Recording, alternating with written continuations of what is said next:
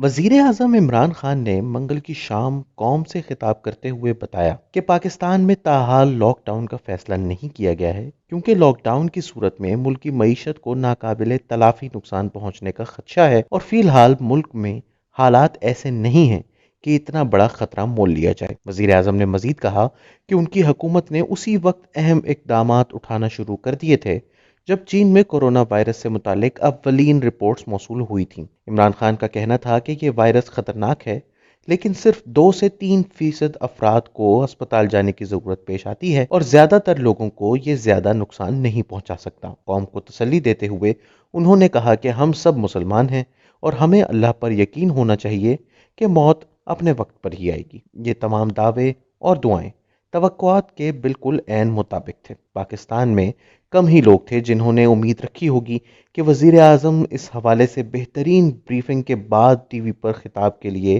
جلوہ افروز ہوں گے۔ ان کے خطاب سے واضح تھا کہ انہوں نے موجودہ حقائق اور دنیا میں اس حوالے سے ہونے والی تحقیق پر ایک سرسری سی نظر بھی نہیں ڈالی۔ ان کی ٹیم نے ان کو یہ بھی یقیناً بتا رکھا ہوگا کہ ملک میں اس وبا سے نمٹنے کے مؤثر اقدامات کیے گئے ہیں اور انہوں نے ان اطلاعات پر یقین بھی کر لیا ہوگا۔ تافتان سے ایران واپس آنے والے زائرین اور عام افراد کو کن حالات میں رکھا گیا، اس پر نہ تو انہیں حقیقی تصویر پیش کی گئی ہوگی اور نہ ہی وزیر اعظم نے آزاد ذرائع سے حقائق جاننے کی کوشش کی ہوگی۔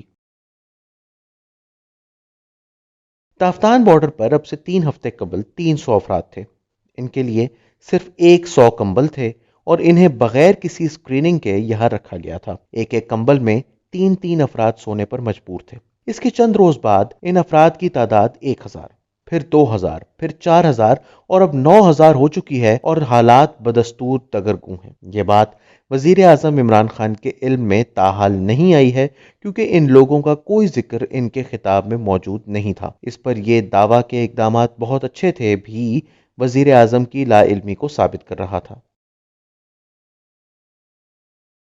پھر جتنے آرام سے وہ اس وائرس سے متعلق بات کر رہے تھے کہ صرف 2 سے 3% افراد کو اسپتال جانے کی ضرورت پڑتی ہے، گھبرانے کی ضرورت نہیں ہے، قوم متحد رہے، اللہ پر یقین ہے، اس سے یہ بھی واضح ہو جاتا ہے کہ انہوں نے اس حوالے سے کوئی تحقیق پڑھنا بھی گوارا نہیں کیا۔ مثلا نیا دور پر پیر کی شام شائع ہونے والی اسامہ رضوی کی تحقیق کہ پاکستان میں اپریل کے وسط تک کورونا کے مریضوں کی تعداد 80,000 تک پہنچنے کے امکانات ہیں، یا ہارورڈ یونیورسٹی کی یہ تحقیق کہ دنیا کی بالغ آبادی کا 40 سے 70% حصہ اس بیماری کا سامنا کرے گا اور ان میں سے 1% کے موت کو گلے لگانے کا امکان بھی ہے، یہ بھی ان کی نظر سے نہیں گزری۔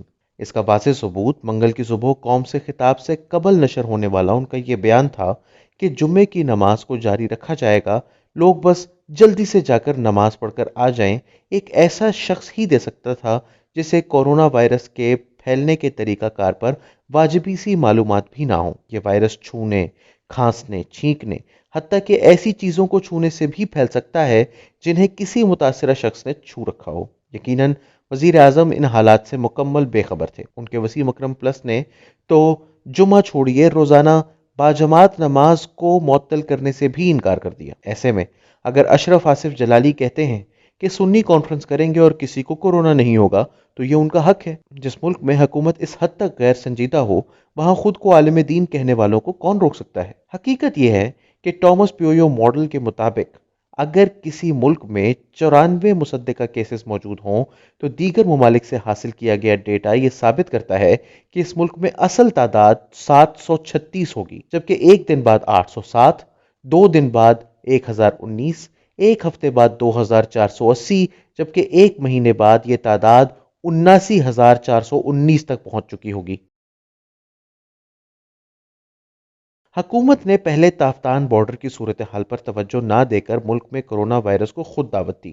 اب وزیر اعظم صاحب حالات کو غیر سنجیدہ انداز میں بیان کر کے اسے مزید ابتر کر رہے ہیں۔ ایسے حالات میں عوام ہی کو حالات سے سمجھوتا کرتے ہوئے اپنی روزمرہ زندگیوں میں عارضی تبدیلیاں لانا ہوں گی تاکہ اس خوفناک وائرس سے کم افراد متاثر ہوں۔ جتنا ممکن ہو گھر سے باہر جانے سے پرہیز کریں، میل جول کم سے کم رکھیں، کھانے پینے کی اشیاء، برتنوں کو دھو کر استعمال کریں، ہاتھوں کو بار بار دھوئیں، گھر کی ایسی چیزیں جنہیں بار بار چھونا ضروری ہو انہیں بھی بار بار دھوئیں، بچوں تک کو ہاتھ دھو کر چھوئیں، اور وہ بھی صرف اس صورت میں جب چھونا ناگزیر ہو۔ خاطر جمع رکھیے کہ موجودہ حکومت سے اس سلسلے میں بہتری کی کوئی بھی امید رکھنا کاریہ بس ہے۔ عوام اپنے جان و مال کی حفاظت خود کریں، بصورت دیگر ادارہ ھذا ذمہ دار نہ ہوگا۔